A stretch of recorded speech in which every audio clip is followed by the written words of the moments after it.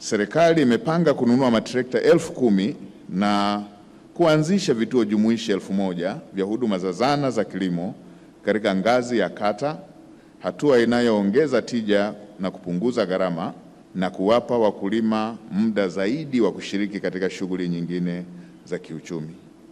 Naipongeza FAO kwa kuanza mchakato wa kuanzisha kituo cha umahiri wa zana za kilimo barani Afrika, na nitumie fursa hii kuwakaribisha Tanzania, lakini pia kuwatangazia kuwa serikali ya Tanzania iko tayari kutoa eneo na ushirikiano kamili kwa ajili ya uanzishwaji wa kituo kama hicho hapa nchini.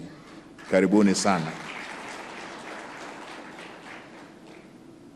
Wakati mkuu wa mkoa anaongelea ile dhana ya political agriculture, alitaja zile sifa. Nikataka kumkumbusha pia kwamba sifa nyingine ni kilimo kwa kutumia kauli mbiu, kwamba kinakuwepo kwenye kauli mbiu lakini kwenye vitendo kinakuwa hakipo.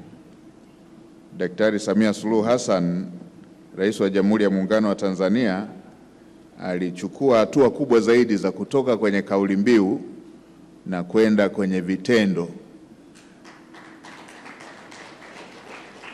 kwa kuongeza bajeti ya kilimo kwa zaidi ya mara 5 ndani ya kipindi cha miaka 4, na kuchukua hatua hizi ambazo baadhi ya maeneo tumetoka kuyaainisha yanayohusiana na zana za kilimo.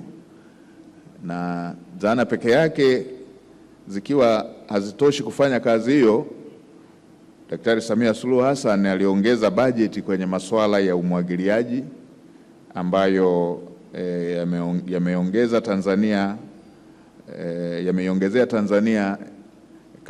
miradi inayohusisha umwagiliaji kutoka takriban miradi 13 kwenda miradi zaidi ya 780. Hivyo hivyo kwenye utoshelevu wa mbegu bora pamoja na mbolea. Tumekusanyika hapa mataifa mbalimbali kutoka bara la Afrika kwa ajili ya kufanya mkutano wa kwanza wa bara la Afrika kuhusu matumizi endelevu ya zana za kilimo. Mkutano huu pamoja na mambo mengine utajadili masuala mbalimbali kuhusu zana za kilimo pamoja na kupata uzoefu wa masuala mbalimbali yanayohusu namna bora ya kuimarisha matumizi ya zana za kilimo kupitia matumizi ya teknolojia za kisasa zinazozingatia mabadiliko ya tabia nchi.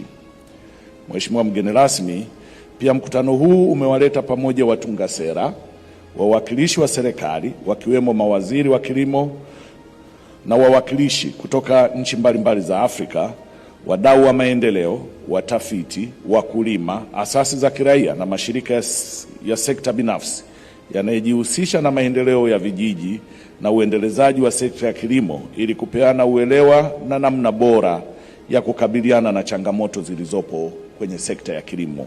Kupitia mkutano huu, kama nchi tumepanga uzindue mkakati wa taifa wa zana za kilimo wa awamu ya pili wa 2026-2035. Mkakati huu umelenga kuimarisha matumizi, utengenezaji, uendelezaji, uhamasishaji, usimamizi na uratibu endelevu wa teknolojia zinazorahisisha kazi na kuokoa muda katika mnyororo wa uzalishaji na uongezaji wa thamani wa mazao ya kilimo. Mheshimiwa mgeni rasmi, malengo hayo ni sehemu ya kufanikisha utekelezaji wa Dira ya Taifa ya Maendeleo 2050, Sera ya Kilimo ya mwaka 2013, Mpango Kabambe wa Mageuzi ya Sekta ya Kilimo 2050, yani Tanzania Agriculture Master Plan 2050, na Mpango wa Matumizi Endelevu ya Zana za Kilimo kama tulivyo kuomba awali na leo unaenda kuuzindua rasmi. Kilimo ni uwekezaji kama zilivyo uwekezaji mwingine. Ili tuweze kuwekeza lazima angalie je, jambo hilo linalipa kwa maana pesa, ataangalia investment return on investment, ataangalia net profit value, ataangalia integrated return, anapotaka kufanya hiyo investment yake kwa wake. Kwa hiyo tukumbuke kwamba mambo yote yanapowekezwa, tusahau kwamba tunapoboresha masuala ya kilimo tukumbuke pia kuboresha human capital ili iweze kuwa potential. Leo Njombe, Mbeya pamoja na mikoa mingine ni majaya kwa kilimo, lakini tukija kwenye masuala ya ulemavu wanakuwa tena kama mikoa ambayo inaongoza.